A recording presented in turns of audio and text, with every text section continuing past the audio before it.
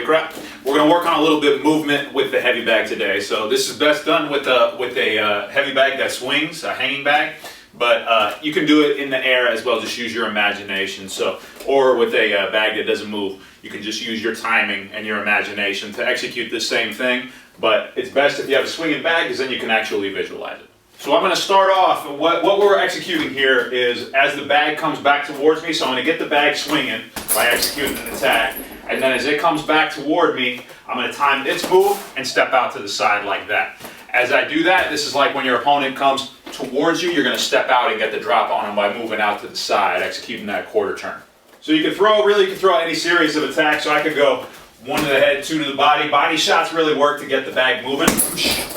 And then when it comes back to me, and swings back, I'm going to step out, small step with my lead side, and a little bit bigger step with my rear side, and this puts me out on the side of, and I can follow up with a punch, I can follow up with a kick, whatever I want to do, I can make them into a combo. But essentially you're going to get the bag moving, you can use a teep, and as it comes back to me, then I'm going to step out with that quarter turn, 1, 2, and then from here is where I'm going to execute my follow-up series of attacks after I cut that angle and get to that new spot. So you can start off from here, teep the bag, boom, then when it comes back to you, you quarter turn out, boom, and then you're gonna come up into your attack. And reset yourself. If you want to punch instead, after you cut that angle, then you spring off of that back foot with a nice little cross. So you get the teep here, boom, when it comes back, step, bam, and you can follow up, boom, boom, with the rest of that sequence. This heavy bag the best, the hanging bag the best, to work this drill right here is you can visually see it moving that way and then moving back to you, and you can treat it as an opponent coming in, charging forward, and you can use that timing to spring out to your angle. But if you don't have a heavy bag like this to work on, you can still just use your imagination.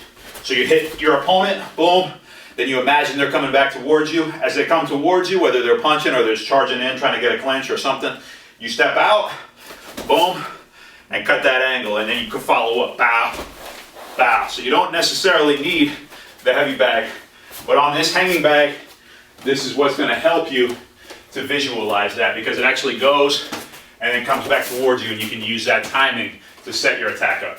So once more, I'm going to do something to get it going, boom, forward and back, and when it comes at me, I'm going to step off to the side, boom, and then follow up. You're going to cut that angle, and you're going to follow it up. See? Boom. Comes at you, step out. Boom, boom, boom. Follow it up. Yeah. See? Boom. Comes at you, step out. Boom, boom, boom, boom, boom, boom. And follow it up. See? Boom. Comes at you, you step out. Boom, ha, boom, boom, boom. And always compensate for the movement of the bag. And it's good practice, because when you're hitting an opponent, they're not just going to sit there. So that's why a hanging bag like this is nice. When it gets some motion, you can treat it like an opponent that's getting hit and moving, trying to get to a new spot.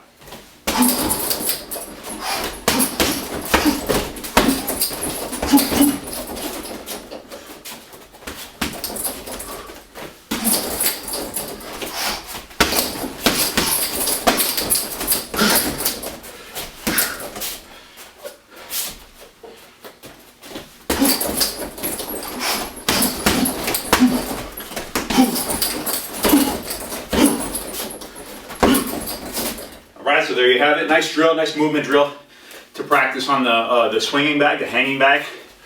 Or you can just use your imagination for your opponent's timing, and you can execute this on a standing bag or even in your shadow boxing rounds.